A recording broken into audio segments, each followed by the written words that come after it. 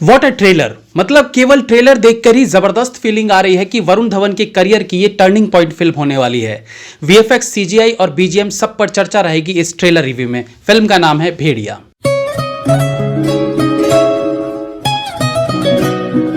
अंडों को जमीन पर बिछाकर उस पर चलना भी और अंडे फूटने भी नहीं चाहिए। यही रिस्पॉन्सिबिलिटी या यूं कहिए प्रेशर रहता है उस फिल्म मेकर पर जो आज के समय में हॉरर कॉमेडी फिल्म बनाने का रिस्क उठाता है। 80s 90s में हॉरर फिल्म बनाना ही बड़ी बात थी, तो इसलिए उस दौर में रामसे ब्रदर्स ने कॉमेडी हॉरर सेक्स जो मन आया जैसे मन आया परोसते चले गए और लोग पसंद भी करते चले गए। लेकिन आज समय बदल चुका है। आज ऑडियंस समझदार है। इंटरनेट बाबा की असीम कृपा से हर बंदे को अच्छी बुरी फिल्म और उनकी टेक्निकल नॉलेज भी है। और फिल्म मेकर की गलतियां ऐसे पकड़ते हैं जैसे छिपकली झट से जीभ निकालकर कीड़े पर झपट्टा मारती है।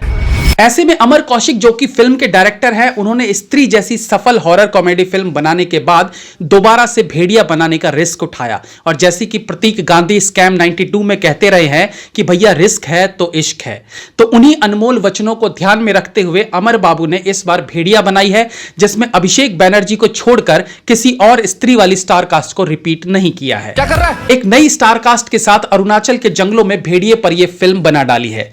ट्रेलर की बात करें तो पिछले दिनों बहुत सी सीरियस कॉमेडी, एक्शन और पीरियड ड्रामा फिल्मों से मन ऊब गया है, तो ऐसे में यह हॉरर कॉमेडी इस फिल्मी जीवन में एक नयापन लेकर आई है। सिर्फ ट्रेलर में ही जिस तरीके से कॉमेडी और हॉरर का जबरदस्त मिश्रण कर इसे एडिट किया गया है वो कमाल है। लगभग 3 मिनट के ट्रेलर में एक पल के लिए भी ट्रेलर से हम डिस्कनेक्ट नहीं होते हैं। हर एक सीन में कॉमेडी, फिर थ्रिल, फिर हॉरर, फिर कॉमेडी, फिर थ्रिल, फिर हॉरर।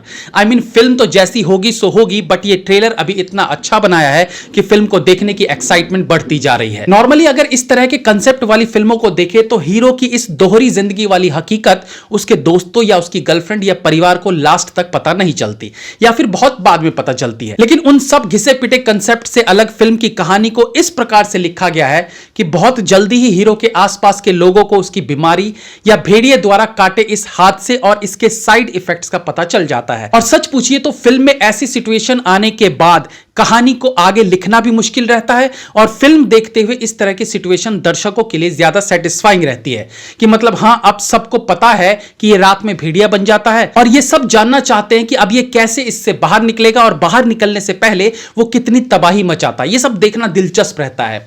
अब भेड़िए पर बनी फिल्म है तो वीएफएक्स पर हम ही नहीं बल्कि सब नजर गाड़े बैठे रहे होंगे। तो ट्रेलर में जितना वीएफएक्स या सीजीआई देखने को मिला है वो इंप्रेसिव है। इन दिनों इतना ज्यादा पैसा खर्च करने के बाद भी बॉलीवुड फिल्मों में जिस प्रकार का वीएफएक्स देखने को मिला है वो निराशाजनक ही रहा है। ऐसे में भेड़िए का वीएफएक्स बहुत रिलीफ दे रहा है।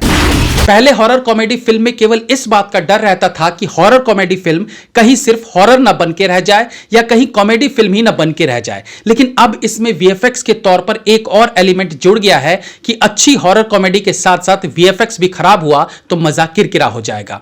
अब हम 1.5 सियाने भी तो हो गए हैं ना। वीएफएक्स की जिम्मेदारी इस बार फिरंगियों ने ली है, जिन्होंने Top Gun, the Lion King और गॉडजिला वर्सेस कॉन्ग जैसी फिल्मों में वीएफएक्स दिया है। फिल्म में एक डायलॉग सुनने को मिलता है, सेब समझ के चुत्तर चबा गया मेरे भाई का।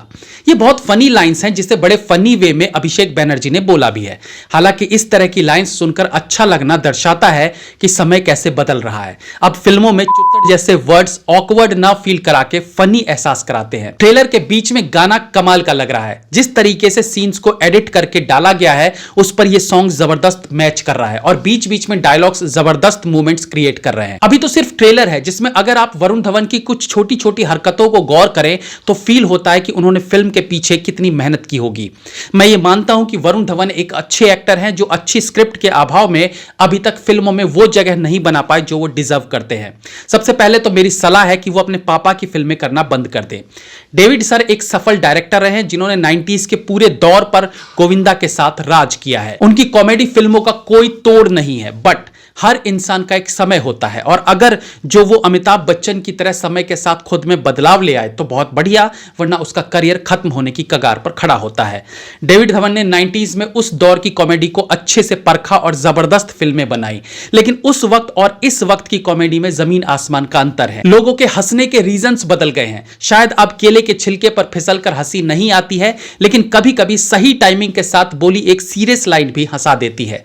तो डेविड सर शायद खुद में समय के साथ वो बदलाव नहीं ला पाए और कूली नंबर 1 जैसी वाहियात फिल्में बना डाली। लेकिन इसके लिए उन्हें वरुण धवन के करियर से नहीं खेलना चाहिए। वरुण धवन को अब दूसरे डायरेक्टर्स के साथ काम करना चाहिए जो नई सोच के हिसाब से फिल्में बना रहे हैं। वरुण धवन ने बदलापुर और अक्टूबर जैसी सेंसिबल फिल्में करके खुद को ऑलरेडी साबित कर दिया है और अब भेड़िया फिल्म से वो एक और लंबी छलांग मारते दिख रहे हैं। कृति सेनन को जिस तरीके का लुक दिया गया है वो ऑसम है। इस लुक के कारण उनके फनी सीन्स और फनी लग रहे हैं। वो एक टैलेंटेड एक्ट्रेस है और सही लुक्स और गेटअप आदि एक्टर के किरदार में प्लस पॉइंट साबित होते हैं। आजकल फिल्में अक्सर एक थ्रिलिंग सीन से शुरू होकर बीच में थोड़ी स्लो होती है और फिर क्लाइमैक्स को एकदम टॉप नोच पर खत्म किया जाता है।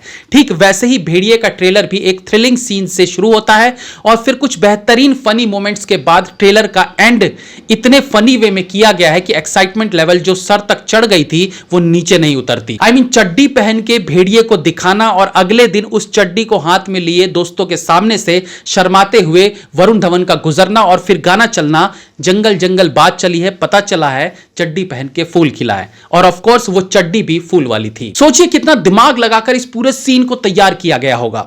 नो डाउट कि बहुत समय बाद एक अलग तरह के कंसेप्ट पर बनी फिल्म का बेहतरीन ट्रेलर देखने को मिला है जो नो डाउट मुझे तो फिल्म देखने के लिए एक्साइट कर ही रहा है। आपकी क्या राय है ट्रेलर को लेकर हमें कमेंट सेक्शन में जरूर बताइएगा। फिल्म रिलीज होगी 25 नवंबर को। Have a nice day.